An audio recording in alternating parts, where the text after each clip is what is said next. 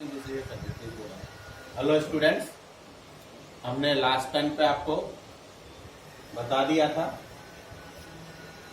Pattern या process of fertilisation, और fertilisation के बाद जायगोट फॉर्मेशन तक हमारा कंप्लीट हो गया था। अब हमारी जो नेक्स्ट हेडिंग है वो है क्लीवेज डिवीजन।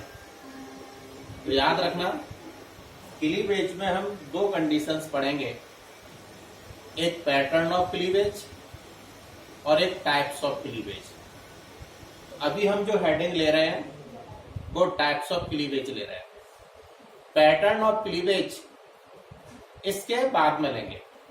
तो पहले तो क्लीवेज होती क्या है, तो हमने बताया था जब हैप्लॉइड स्पर्म हैप्लॉइड एग से फ्यूज हो जाता है तो जायगोट फॉर्मेशन होता है, जिसको हम फर्टिलाइजेशन कहते हैं, यानी formation of unicellular zygote is called fertilization. Clear? तो जो यूनिसेलुलर जायगोट है उसमें माइटोटिक डिवीजन होते हैं, सिंपल डिवीजन होते हैं, और unicellular zygote multi cellular embryo में कन्वर्ट हो जाता है। इसी को हम क्लीवेज कहते हैं। तो क्लीवेज की डेफिनेशन क्या होगी? Mitotic division in zygote and unicellular zygote converted into multicellular embryo. Zygote जो यूनिसेलुलर है उसमें होने वाले माइटोटिक डिवीजन, जिससे यूनिसेलुलर जायगोट मल्टीसेलुलर एम्ब्रियो में कन्वर्ट हो जाता है, इसको हम क्लीवेज डिवीजन कहते हैं। क्लियर? तो बात होती है कि जायगोट तो दो से मिलकर बनाता है, स्पर्म और एग से। फिर इसमें क्लीवेज डिवीजन किसके अकॉर्डिंग चलते हैं? तो याद रखना, क्लीवेज डिवीजन हमेशा एग के अकॉर्डिंग चलते हैं। क्लीवेज डिवीजन हमेशा एग के अकॉर्डिंग चलते हैं और एग में उपस्थित यॉक के अमाउंट और डिस्ट्रीब्यूशन पर डिपेंड करते हैं। फिर समझो, cleavage division always depends on egg, और एग में प्रेजेंट यॉक का अमाउंट और डिस्ट्रीब्यूशन इसमें मेन रोल अदा करता है। क्लियर हुआ? फिर ये भी याद रखना, जहां यॉक प्रेजेंट होगा लार्ज अमाउंट में एग के अंदर, तो जायगोट बनेगा, तो वो यॉक उस कंडीशन में जायगोट में ट्रांसफर हो जाएगा। तो जहां यॉक का अमाउंट ज्यादा होगा वह क्लीवेज फरो कभी भी इंटर नहीं हो पाएगी। तो यह एक लॉ होता है, सैचिज लॉ। वहां पे हम कहते हैं cleavage division inversely proportional to amount of yolk. क्या होता है? Cleavage rate inversely proportional to amount of yolk. ये याद रखना, एक फॉर्मूला है जहां क्लीवेज रेट किसके इनवर्सली प्रोपोर्शनल होती है? अमाउंट ऑफ यॉक के। यानी जहां यॉक का अमाउंट ज्यादा होगा वह क्लीवेज रेट स्लो हो जाएगी। क्लियर हुआ? तो अब यहां पे हमको दो प्रकार का क्लीवेज पढ़ना है, एक holoblastic cleavage and second meroblastic cleavage. Holoblastic cleavage की जो डेफिनेशन आप देख रहे होंगे, यहाँ पे जो जायगोट है, और हम बात एग की करेंगे क्योंकि जो क्लीवेज डिवीजन है वो एग पर डिपेंड करते हैं। क्लीवेज डिवीजन है वो किस पे डिपेंड करते हैं? एग पर। तो जो जायगोट है उसमें एग पर क्लीवेज डिवीजन डिपेंड करेंगे। तो एग, हम जायगोट कुछ भी कह सकते हैं, जब वो कंप्लीटली डिवाइड होता है, कंप्लीटली डिवाइडेशन का मतलब पूरी तरह से डिवाइड होता है एक्टिव पोल से इनएक्टिव पोल तक, तो हम इसको होलोब्लास्टिक क्लीवेज कहते हैं। तो क्लीवेज डिवीजन के टू टाइप्स हैं, first is holoblastic, second is meroblastic. Holoblastic में हमने कहा कि जब क्लीवेज डिवीजन में जायगोट, और चूंकि एग पर डिपेंड है क्लीवेज डिवीजन, इसलिए हम जायगोट के साथ एग वर्ड यूज करेंगे। तो जब जायगोट का एग पूरी तरह से एक्टिव पोल से इनएक्टिव पोल तक डिवाइड होता है, तो इस प्रकार के क्लीवेज को हम होलोब्लास्टिक क्लीवेज कहते हैं। क्लियर हुआ? अब होलोब्लास्टिक क्लीवेज में टू टाइप्स होंगे, फर्स्ट इज इक्वल होलोब्लास्टिक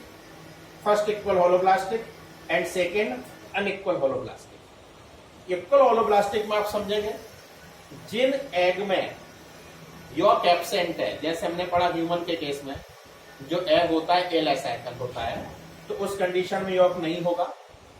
हमने कुछ मैमल्स में कहा माइक्रोलेसाइथल कंडीशन होगी, यॉर्क का अमाउंट बहुत कम होगा और इक्वली डिस्ट्रीब्यूटेड होगा, जो हम आपको टाइप्स ऑफ एग में बता चुके हैं। तो उस कंडीशन में जो क्लीवेज फरो है वो जायगोट को पूरी तरह से इक्वली डिवाइडेड करेगी। इसलिए जब इक्वली डिवाइडेड करेगी तो बनने वाली सभी सेल्स, और इन सेल्स को हम यहाँ ब्लास्टोमियर्स बोलते हैं। क्या बोलते हैं इन सेल्स को? ब्लास्टोमियर्स, जिसके 2 टाइप्स होंगे, एक लार्ज सेल्स जो मेगामियर होंगी और एक स्मॉल सेल्स जो माइक्रोमियर होंगी। तो जायगोट में माइटोटिक डिवीजन के पश्चात जो सेल्स बनती हैं उनको हम ब्लास्टोमियर्स कहते हैं। और ब्लास्टोमियर्स के 2 टाइप्स होते हैं, एक माइक्रोमियर और एंड सेकेंड मेगामियर। तो लिख देते हैं यहाँ पर ब्लास्टोमियर्स जो सेल्स फॉर्म होंगी जायगोट में डिवीजन के दौरान, जिसके 2 टाइप्स होंगे। First is micromere small cells and second is large cells जिनको बोलेंगे मेगामियर। क्या बोलेंगे? मेगा। क्लियर हो गया? तो यहाँ पे आपने देखा इक्वली डिस्ट्रीब्यूशन होगा। क्लीवेज फरो पूरी तरह से जायगोट को इक्वली डिवाइडेड करेगी तो सभी समान प्रकार की सेल्स बनेगी, इसलिए इसका नाम हो जाएगा इक्वल होलोब्लास्टिक क्लीवेज। और इक्वल होलोब्लास्टिक क्लीवेज हमें सभी मैमल्स में देखने को मिलती है एक्सेप्ट प्रोटोथीरिया, क्योंकि प्रोटोथीरिया में आपने देखा था जो यॉर्क का अमाउंट और डिस्ट्रीब्यूशन होता है वो रेप्टाइल्स और बर्ड्स से होता है। फिर अनइक्वल होलोब्लास्टिक में आप देख रहे होंगे वेजाइटल हाफ में इनएक्टिव पोल में यॉर्क का अमाउंट है, बट इतने ज्यादा अमाउंट में नहीं है कि वो क्लीवेज फरो को अपने अंदर आने से रोक सके। तो क्लीवेज फरो इनएक्टिव पोल में वेजाइटल पोल में इंटर तो होगी, बट यॉर्क का अमाउंट होने के कारण क्लीवेज की जो रेट है वो स्लो हो जाएगी। यदि यॉर्क का अमाउंट बहुत ज्यादा होता like reptiles and birds Prototheria, तो वहां क्लीवेज फरो एंटर ही नहीं हो पाती और उस कंडीशन वहां डिवीजन हमें देखने को नहीं मिलते। बट फिशेस और एम्फीबिया के केस में इनएक्टिव पोल में यॉर्क है बट बहुत ज्यादा नहीं है, इसलिए क्लीवेज फरो आएगी तो सही बट क्लीवेज की रेट स्लो हो जाएगी।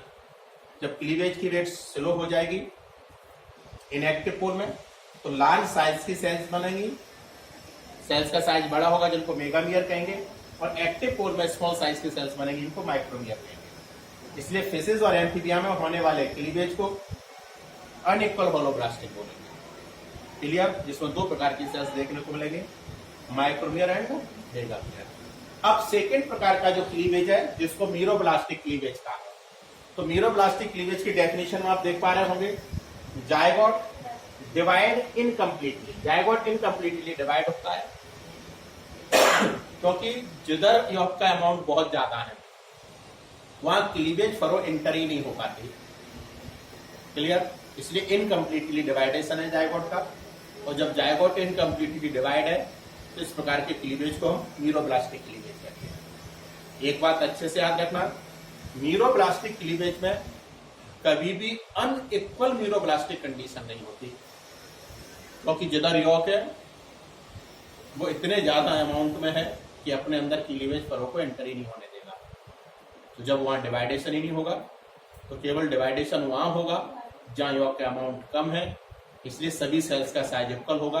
तो हमेशा याद रखना, हमेशा मीरोब्लास्टिक इक्वल होती है, कभी भी मीरोब्लास्टिक अनइक्वल नहीं होती। तो यहाँ पर हम देख पा रहे हैं मीरोब्लास्टिक क्लीवेज के 2 टाइप्स हैं, एक discoidal meroblastic, second superficial meroblastic. Discoidal meroblastic में हमने देखा वेजाइटल पोल में पूरे में यॉर्क है, बहुत ज्यादा अमाउंट में है, केवल थोड़े से एक्टिव पोल पर यॉर्क नहीं है, इसलिए क्लीवेज फरो केवल एक्टिव पोल पर देखने को मिलेगी। इसलिए देखने में डिस्क लाइक स्ट्रक्चर बनेगा, इसलिए इसका नाम हो जाएगा डिस्कॉइडल मीरोब्लास्टिक क्लीवेज। तो डिस्कॉइडल मीरोब्लास्टिक क्लीवेज का example reptiles, birds and Prototheria होगा।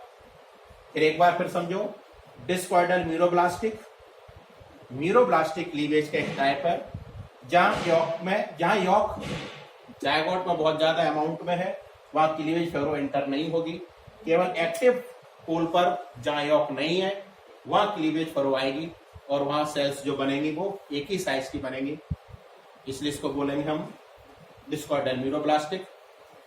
डिस्क लाइक स्ट्रक्चर देखने को मिलेगा। सेकेंड आप देख पा रहे हैं सुपरफिशियल मीरोब्लास्टिक, यहाँ जो यॉक है वो सेंट्रल वाले पार्ट में है एग के, और इतने ज्यादा अमाउंट में कि वहां पर क्लीवेज फरो एंटर नहीं हो पाएगी, इसलिए जो क्लीवेज डिवीजन होंगे वो केवल जायगोट के पेरीफेरी वाले पार्ट में होंगे, पर्दी वाले पार्ट में होंगे, और इसलिए जो सेल्स बनेंगी वो माइक्रोमियर बनेंगी। ठीक है, इसलिए इसको सुपरफिशियल मीरोब्लास्टिक क्लीवेज कहेंगे।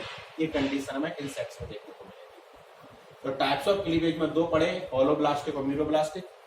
होलोब्लास्टिक जहां जायगोट पूरा डिवाइड था completely AP to BP, active pole to inactive pole, जिसकी दो टाइप्स थे, इक्वल होलोब्लास्टिक और अनइक्वल होलोब्लास्टिक। इक्वल होलोब्लास्टिक में जब पूरी तरह से जायगोट डिवाइड हुआ, ऐसी कंडीशन मैमल्स में देखने को मिली एक्सेप्ट प्रोटोथीरिया। अनइक्वल वहां देखने को मिला जहां वेजाइटल हाफ में यॉक था, बट इतना ज्यादा नहीं था कि क्लीवेज फरो को अपने अंदर आने से रोक पाता। इसलिए दो प्रकार की सेल्स बनी, एक्टिव पोल में स्मॉल साइज की और इनएक्टिव पोल में लार्ज साइज की। Small size micromere, large size मेगामियल।